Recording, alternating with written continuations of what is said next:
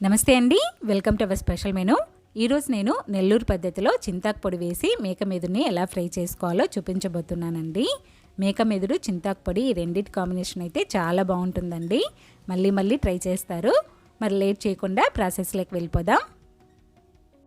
First బ్రెయిన్ని ఎలా clean చేసుకోవాలో చూపిస్తానండి. బ్రెయిన్ పైన ఒక లేయర్ లాగా ఉంటుందండి, అదంతా తీసేసుకోవాలి.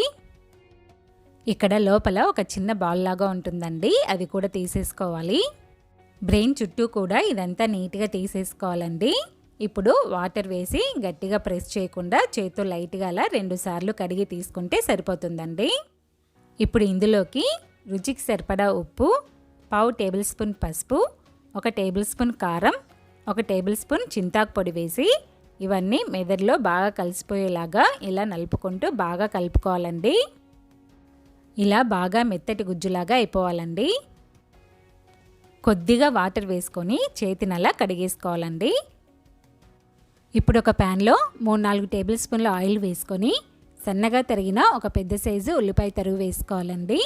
ఉల్లిపాయలు కొద్దిగా ఎక్కువగా ఉంటేనే బాగుంటుంది. అలాగే సన్నగా తరిగిన 2 పచ్చిమిర్చి, 1 రెమ్మ కరివేపాకు వేసి ఫ్రై చేసుకోవాలండి.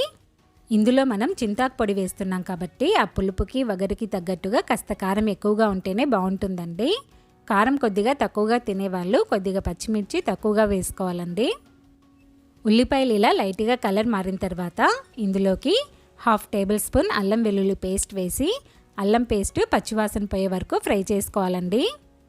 ఇప్పుడు ఇందులోకి మనం ముందుగా కలిపి పెట్టుకున్న మెదడుని ఒకసారి బాగా కలిపి వేసుకోవాలండి. ఒకసారి బాగా కలిపి మూత పెట్టి ఒక 5 నిమిషాలు లో ఫ్లేమ్ మీద ఉడికించుకోవాలండి. వాటర్ అంతా ఇంకిపోయిన తర్వాత మరో 5 నిమిషాల పాటు ఇలాగే లో ఫ్లేమ్ మీద వేయించుకోవాలండి. ఇందులోకి ఎక్కువ మసాలాలు అవసరం లేదండి, ఇలాగే చాలా టేస్టీగా ఉంటుంది. ఇప్పుడు స్టవ్ ఆఫ్ చేసి సర్వింగ్ ప్లేట్లోకి తీసుకోవాలండి. మీరు కూడా తప్పకుండా ట్రై చేసి ఎలా వచ్చిందో నాకు కామెంట్ చేయండి. ఈ వీడియో మీకు నచ్చినట్లయితే తప్పకుండా లైక్ చేయండి, షేర్ చేయండి, సబ్స్క్రైబ్ చేయండి. Thank you for watching.